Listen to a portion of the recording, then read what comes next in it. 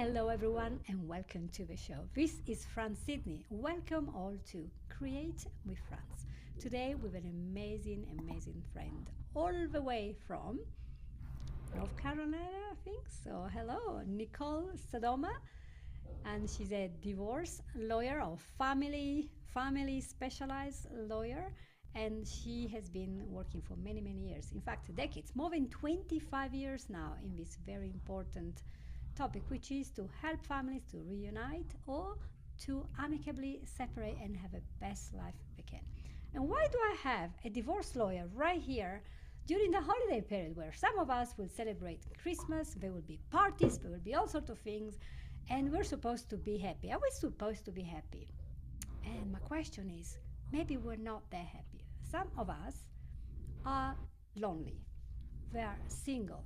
We could be divorced. We could be in a terrible situation. And it's very hard to navigate weeks of holidays without a little bit of help. So I'm trying to give you that help. And that's why I go here, Nicole, with us. So welcome to the show. Thank you so much. It's so true because, the holidays are supposed to be a really happy time. And a lot of times we're putting on a front for everyone else. And knowing, what's going on inside of you is so important. And for people that are experience separation or have experienced separation or are in the midst of going through a divorce, it's a different experience. It is, and it's a different feeling. And recognizing where you are in that process is really important. Yes. We are both divorcees, so we know. We have sometimes the experience, we realize how tough it is, and we remember how it used to be to feel that you are now on your own. People are looking at you, you're singled out. But in the end of the day, society is full of single people, widows, partners who are left, broken families. We have loads.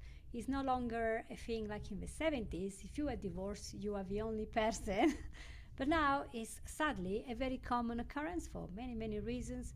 It's not the time to discuss them. So what are the feelings? As a hypnotherapist, I saw a lot of people that have been through those feelings of feeling rejected. We're not good enough. Maybe I'm too old for my husband or wife. I'm not fit enough. I'm not earning enough. There could be all sorts of feeling that we're hopeless. We're really not gonna be ever so good for anyone, and we just want to hide and not tell anyone. We don't want to say, how are you, Jenny? Oh, I'm doing well. I'm getting divorced. And people will start, oh, I'm sorry. And I know that Nicole has written actually even a book called Please Don't Say You're Sorry. Why was that? Ah, there we go. And holding nice and tight so I can see. Please don't say, yeah, it's correct. You wrote a whole book about it. Can you explain this book? Yes, it was, I had been a divorce lawyer for 20 years, and I had made the very difficult decision to change my own circumstances. And, in the chair, when you have a consultation with me, I'm in the seat to tell you how to strategize and have an effective separation and we're talking finances, and we're talking parenting schedules, and but there were so many things that my clients weren't telling me, and there were so many things that I wish I would have known, because I think I would have told them over all this time, right? And so one of the things I didn't know was how often people would apologize. They would say, oh, I'm so sorry. If you say I'm not married, by the way, they don't say I'm sorry. But if you say I'm separated or divorced, inevitably they say I'm sorry. And I remember I was at this work event for a friend, and we were celebrating her being promoted.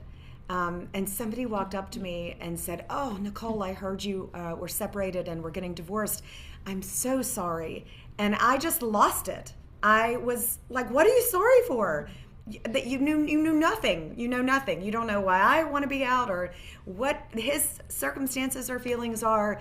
And it just dawned on me that every time someone would say they were sorry, I would feel sorry. I would feel sorry for myself. Sometimes I would feel like a victim. Sometimes I was embarrassed. It was just a very humbling experience. And so it actually made my healing process much more difficult for me. And so I just wanted to change the stigma, talk about the things that we weren't talking about in the consults over the years, to really change how we felt, change how we made other people feel when they tell us they're separated or divorced. Yeah, it's a totally different thing. I think there are some cases where people just want to show their empathy because divorce can be really painful, especially when Yes. it comes as a surprise that your other person suddenly decide that things are not good enough for them and they go. But other times it's really a big relief to know that you're no longer together with this jerk that was destroying your life. So there are lots of options. We have way of talking about it, and when we start the December time, when everybody's talking about who's gonna have the Yes. children, where are we going, who's gonna come to the family reunion, who's gonna do this, it can become really, really tough. And that's why I really wanted to talk about this and see, okay, what is that we can do to help our audience, half of which probably are in that situation for some reason. They didn't want to be in that situation, but they are. With children choosing to be with a dad instead of a mom, and I feel terrible. What is everyone going to say? So, what is that we can actually do, or what do you do with your clients to help them to navigate this? Because it's just a difficult time. It is. And I remember the first Christmas, the first holiday time after my own separation, and there were so many questions, the ones that you're talking about, but also, are we getting the same gifts for the children? Um, you know, uh, are you, like, if you have children that are on that verge of going into digital age and social media, and we really struggled with the logistics of who controls the devices, even just the family account. If there's a credit card associated with the family account, whose credit card should it be?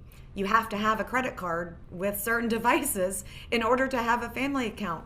There were these little tiny, what felt like little tiny details that really were so uncomfortable that you didn't know how to navigate, that there are no rules for. So some of the things that I recommend, aside from taking care of yourself, because there are going to be periods where you are going to be down, and recognizing that it might feel isolating and that it is going to be new, but acknowledging where you are, but also remembering what's so important. The children, if you have children, they don't understand what you're experiencing, especially young children. And so making it an experience for them should be paramount, in my opinion. They need to be ahead of you. You need to take care of you, but you also need to make sure that you love them more than you dislike the other parent. And so that can be really challenging. So I say, just from some things to consider, communicate with the other person early. And if they aren't willing to communicate what you're doing for the children. So if you have decided that somebody's going to be old enough to have a phone and you're going to get them a mobile phone or a cell phone, communicate that. Look at the schedule way in advance. If there's a written schedule, look at it way in advance. You might want to look and see if there are notice provisions, if you plan to travel with the children during your time, if there are family reunions that you want to make sure the children can go to, coordinate with the other members of the family so that you can make those things happen.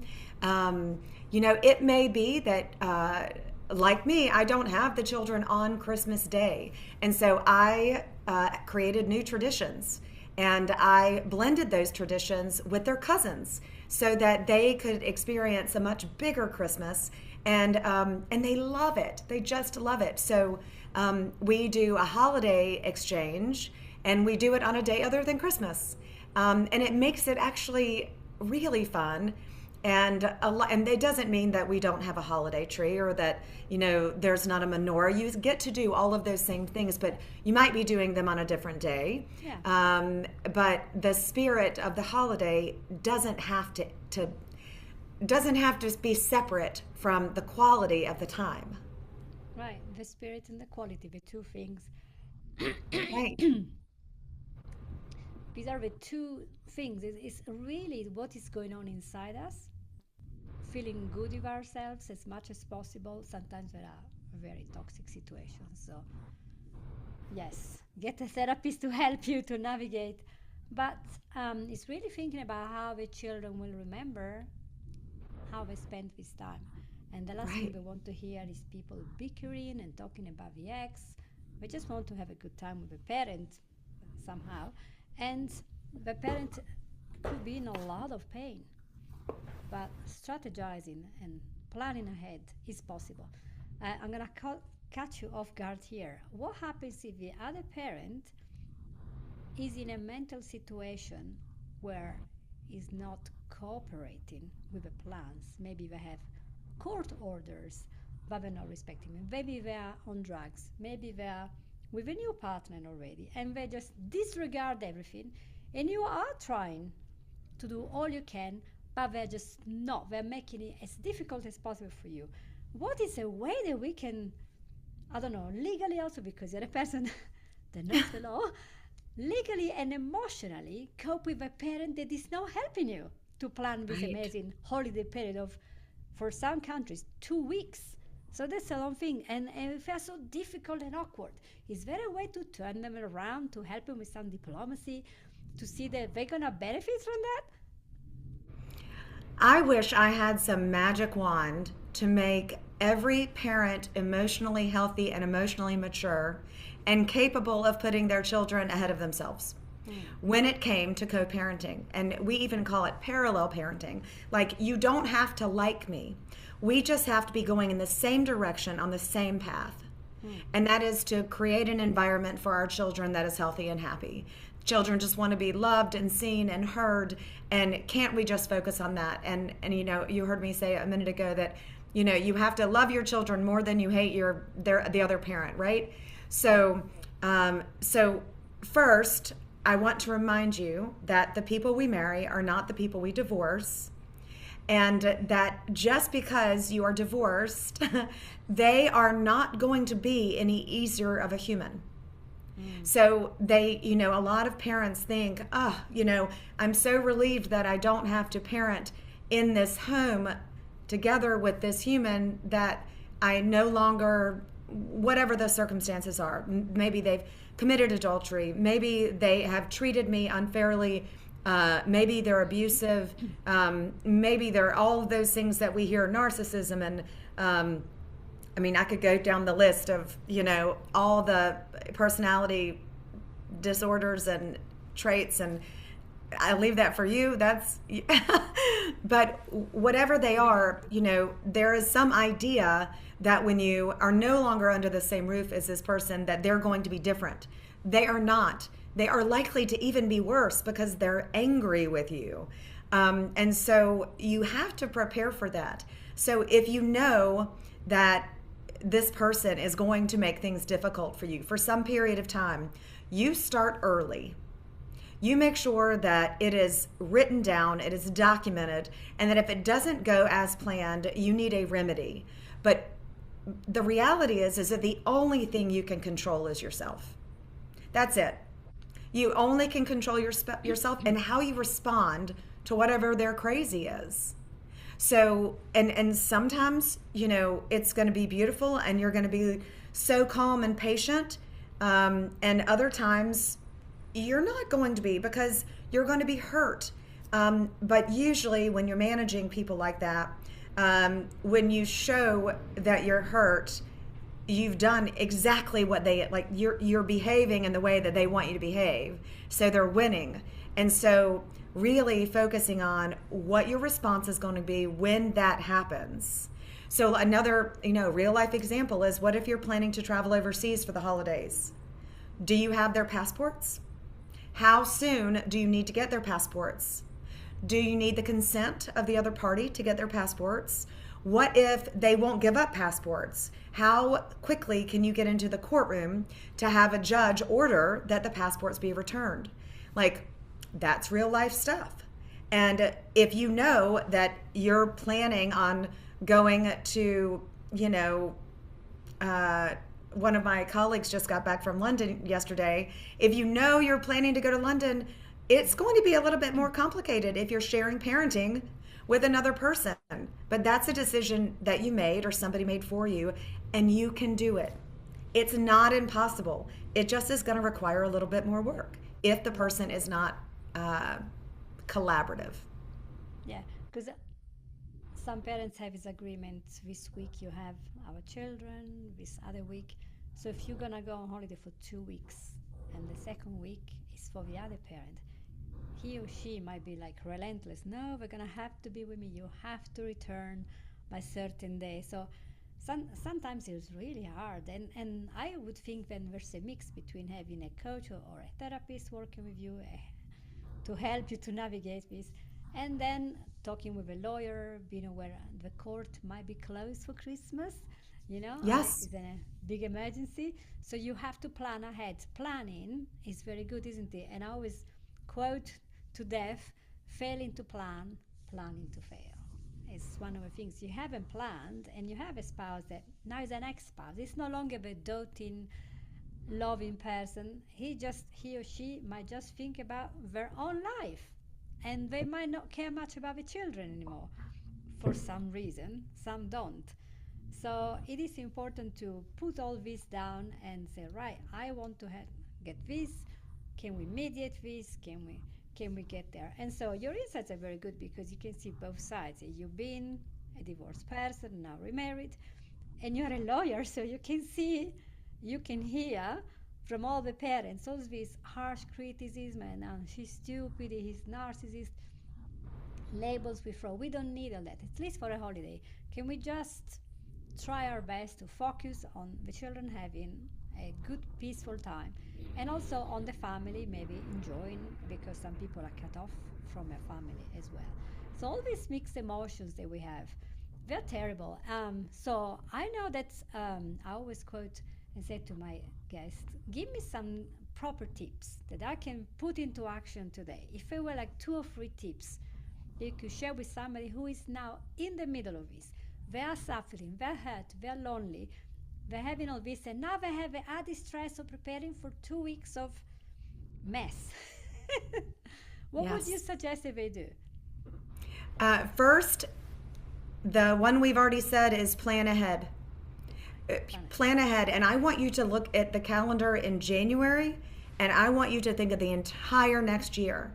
I want you to think of holiday time. I want you to think of birthdays. And, I don't want you to limit it to the holidays, because what you may find is that you actually have better quality time with your children at a time other than the holidays. It might be the summer vacation. It might be that, every President's Day weekend you go skiing. It might be something else that actually your children love more than the chaos of the holidays. So, but you don't know that if you're in the moment, right? So you have to be thinking ahead, plan ahead, and think about what your children love and not what you love. And I hate to say it like that, but children, we all evolve, and they evolve too. And the things that they like, I have one of my children is about to turn 17, and I am thinking, oh, I can't wait to take him to dinner, and we're going to do all these wonderful things for his birthday, and I'm forgetting that he's probably going to want to be with his girlfriend and his friends on his birthday. And that's a transition for a parent, and I'm starting to lose him. He will soon go to college, and so it's a transition. So planning ahead, realizing that there's going to be an evolution, and starting to look at the same set of circumstances when it comes to holidays through a different lens. The second tip I would say is, when you are in the throes of separation and divorce, the best advice that someone gave me was, to give yourself a day off. Just a day off from thinking about it, a day off from planning the holidays. I know that sounds contrary to what I just said, but you deserve a day off. And if it is a traditional situation where mom is the one who buys all the gifts and wraps all the gifts and prepares the meals or whatever it is, whatever traditions you had, give yourself a day off. It is all going to be there tomorrow, and you need a break to take care of yourself and to not think about what's happening, because it will lead to emotional burnout. And then I want you to remember what you can do for yourself if you have that emotional burnout.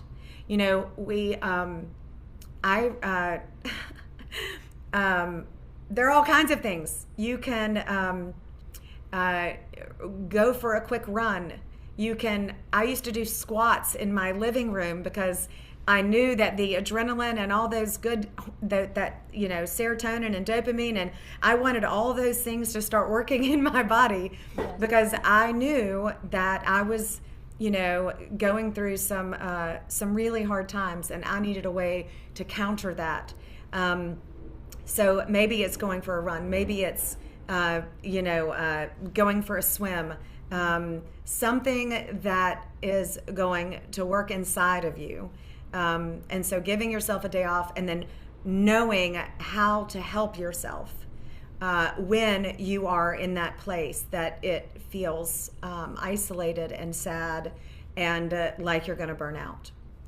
And my third one is to communicate, and communicate early. I can't promise you, nor can any lawyer or therapist or parenting coordinator or guardian ad litem, I can't tell you how the other person's going to respond, but you need to be the bigger person. And at some point, your children will know it, and you need to be the parent that shows up and does the right thing no matter what. And that can be hard, and it can be challenging, and you might not want to do it. And so I think that over the holidays, I think that's really important. Well, thank you. These are really wise. And the wisdom of taking care of yourself, your point number 2, it really comes with mindfulness and realizing this train is just going to go forever.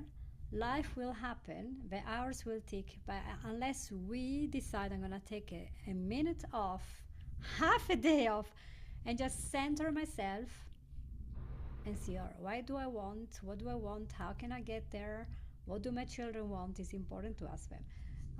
Even literally just a walk in Central Park, and if you're lucky you can go to Central Park, but there must be a park somewhere, there must be a plant in your area, you might have a pet you can cuddle, you might have something very small, a shower with some nice music, just to stop thinking and worrying and fretting, and for a minute just enjoy being you and being alive. You're able to walk, you're able to talk, being grateful. But it's hard to do, it's hard to do. I'd say I had to quiet the voices in my head. So, it's really a challenge, and knowing that about yourself and being equipped to figure out what your coping skills are. And, the truth is like your children might need to learn their coping skills too, because if both their parents are in conflict and only one of them is behaving well, the children know, they feel it. You might not be arguing in front of them, but they feel that. And so what skills do they have to cope? And, it's strange to me because I've never heard a lawyer tell me any of these things, but this has been a lot of my focus since I was separated, because your lawyer's always strategizing with you, but your lawyer isn't experiencing the result, the consequence of the split, and how you're impacted by it. So, they don't know, the lawyer doesn't know what it feels like to walk away from a field and to leave your children on the field, to go home with another family that's not yours, if they're new step parents. I think the coping skills is also a missing ingredient. I don't know that people know what their coping skills are. I worry that they numb with alcohol. I worry that they numb with things that are not healthy for them. So learning the coping skill, because honestly, like if you put me in a room with soft music, I'm not any quieter up here than I was before. But if you put me, in a swimming pool or somewhere where I'm going to be able to get out some of that energy, it's going to be a different experience. But I know that about myself, and so figuring out what works for you should be part of the journey too. Yes.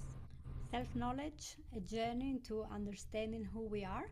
And I think this happens a lot. I did have a whole episode on empty nesters and understanding when you get to the 50s, the children have fled the house or were left quietly and peacefully, and you're alone with your husband, a perfect stranger, your wife, who's this woman? Why is she always shopping?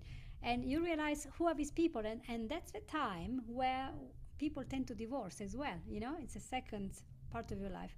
Because did you know that there is a Lisa Mosconi, is a Florence born neuroscientist, one of the top in the world, and she has been in the Huberman Lab, she's been everywhere, a diary of a CEO, and she was talking about the change in brain, especially in menopause. And she said, we prune our brain during pregnancy and after birth from lots of synapses, and then we prune it again when we go into menopause. And we start pruning away lots of stuff and say, why am I doing this? Why am I doing this? So we question everything. We need a new start.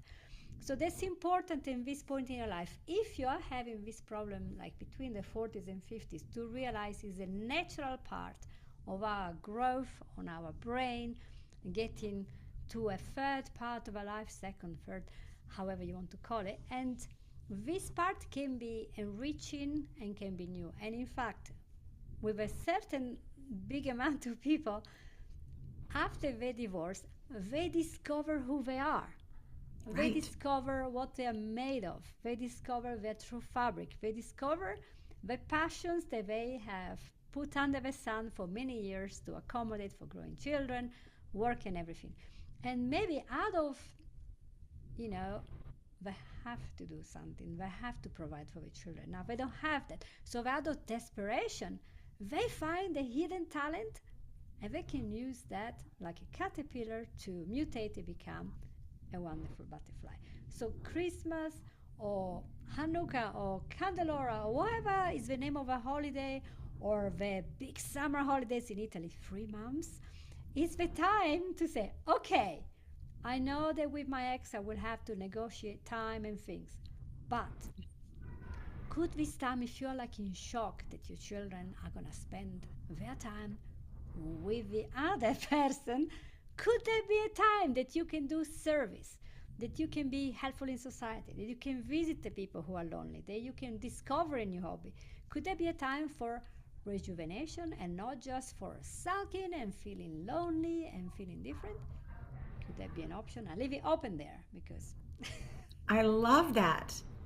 I love that. And usually when we talk about divorce, the assumption is that if you look at divorce and you say it could be positive on the other side, that doesn't mean that we're pro-divorce, if there's such a thing. I say I'm a marriage-loving divorce attorney. I love the idea of marriage. I love my marriage. But I can tell you that, I'm not the same person that I was 20 years ago. Neither were you. I don't know that my ex-husband would even like this version of me. It wouldn't have worked. It just wouldn't have worked for us. So, in my opinion. So, there is, it can be such an opportunity, and maybe it's just, for me, the days that I'm at work now and I know that the children are with their dad, I am so focused. It doesn't mean that I'm not getting calls from or looking at my email and checking notes from the coaches or from the teachers, or my middle son this morning sent me a tip on my fantasy football team. So, and he's at school and then he goes to his dad's, but I got my fantasy tip, so I'm pretty excited. So it doesn't mean that I'm not still engaged with them, but it means like when I'm at work, I'm so focused because I know that they're with their dad, and it is a little bittersweet, but it is an opportunity to really focus on finding something that you didn't even know you were good at. Yeah. So there are all these aspects and facets of a situation that we can look at and try not to be stuck in pain all the time. And I always say the brain can only focus on one thing at a time. If you try to do lots of things, it doesn't work. Women, we are not multitasking as much as we think. We're not. The brain will do 6 seconds here, seconds there, which is why if you're trying to text while you're driving, you're more prone to have a big accident because that fraction of a second is enough. So we have to stop thinking of everything at the same time. We have to focus on one thing. And that's a great time during these long holidays to say, okay, well, maybe I'm disappointed that my children will not be here, or I might not be able to have, I don't know, a big party with our original family, because when people split, sometimes they cut off everything. Every situation is different. But what can I focus on? Because the energy will always go on what we focus on. Always. That's where the energy goes. So if you focus on how bad you're feeling, that's how you're going to feel. Yes. Sadly. It's Sadly. true though. It's like when you were little and when you cried, and you looked in the mirror when you cry. You know what I'm Enhancement.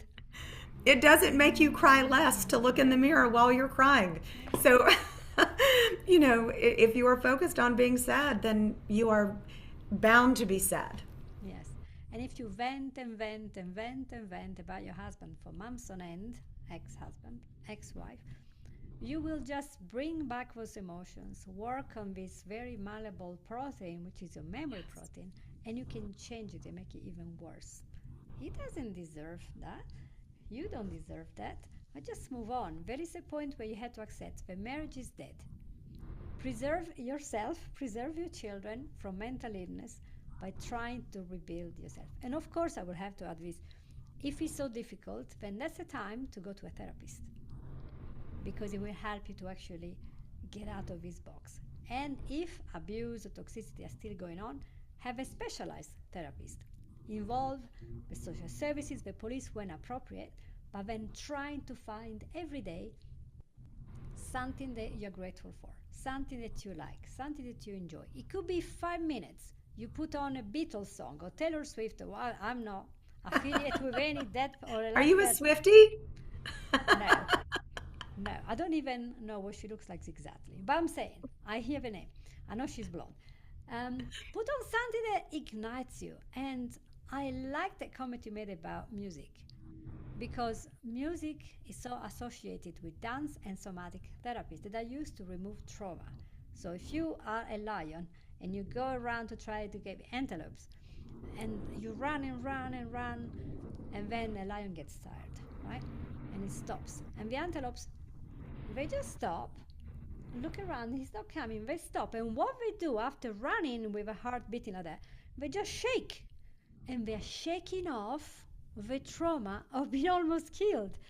And when we learn that from nature, that dance and movement, jumping, even jumping around like a child, they help us to shake things off Yes. much better than alcohol, drugs, and addictions of all sorts. So think about your body. What makes you happy? And just do that. I think that's just a simple thing to kind of close up this episode, which I hope is giving you hope to have a much better couple of weeks now in December that are going to be tough for a lot of people, even the happy people, the one who are married and they have children. They can have a lot of stress as well. I know that because I'm recording the whole month about the stress of the holidays. It's true. So I just wanted to thank you so much, Nicola, for being with me. Sorry, Nicole. You got it. I say Nicola because that's very British. But I Nicole, would respond to that too. yeah, you like it? New name. So It's thank a you good so name, much yes. for being with us. I'm so happy that you gave us very useful, actionable things that we can do now. And so, of course, if anyone would like to see more about your book, which is called Please don't say you're sorry. Please don't say I'm sorry. I hear there is a workbook coming with that if you buy the book. Yes, I have a workbook, Right. and I did the workbook after hearing that some people started to workbook my actual book because there are questions and challenges, and there is quite a bit of humor in the book. So I caution you, we have to have humor when we're going through hard stuff. And so, if you buy the book on Amazon, I want you to go to Nicole Sodoma on Instagram and send me a screenshot of the purchase on Amazon and an address, and I will send you a free copy of the workbook to your listeners, okay? So let me know on Instagram by a direct message at Nicole Sodoma that you have purchased, that you're following me, that you've purchased the book. Send me a screenshot, and I would be happy to send you a free workbook. So, and I hope you love it. I think you will. Well, it's written with passion and first-hand experience. How can it not be Yes. good? So, well, thank you again, Nicole. And it's been so great to have you. And I hope you guys, if you like this episode, please share it with somebody who might benefit from that. And of course, if you'd like to subscribe or write a review, is always helpful so we get more people looking at how to spend their holidays and more people that will be able to create the life that they want. So thank you so much for being with us. And I'll see you all next week. Bye.